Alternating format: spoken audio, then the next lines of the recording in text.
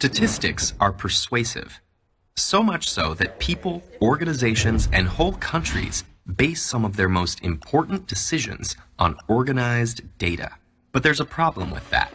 Any set of statistics might have something lurking inside it, something that can turn the results completely upside down. For example, imagine you need to choose between two hospitals for an elderly relative's surgery. Out of each hospital's last 1,000 patients, 900 survived at Hospital A, while only 800 survived at Hospital B. So it looks like Hospital A is the better choice. But before you make your decision, remember that not all patients arrive at the hospital with the same level of health.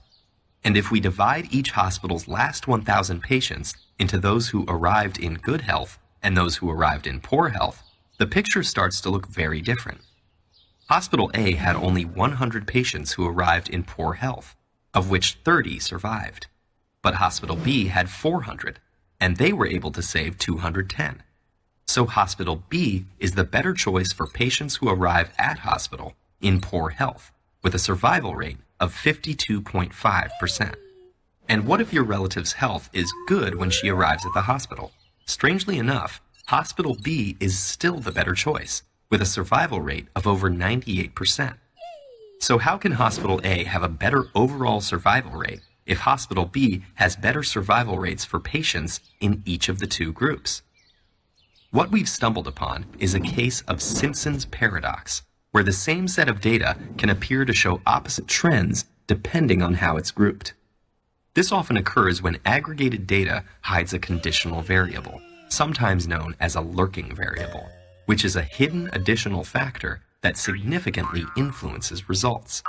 Here, the hidden factor is the relative proportion of patients who arrive in good or poor health. Simpson's paradox isn't just a hypothetical scenario. It pops up from time to time in the real world, sometimes in important contexts. One study in the UK appeared to show that smokers had a higher survival rate than non-smokers over a 20-year time period.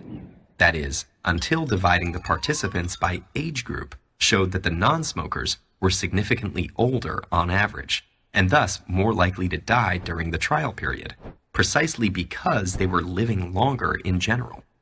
Here, the age groups are the lurking variable, and are vital to correctly interpret the data. Unfortunately, there is no one-size-fits-all answer. Data can be grouped and divided in any number of ways, and overall numbers may sometimes give a more accurate picture than data divided into misleading or arbitrary categories.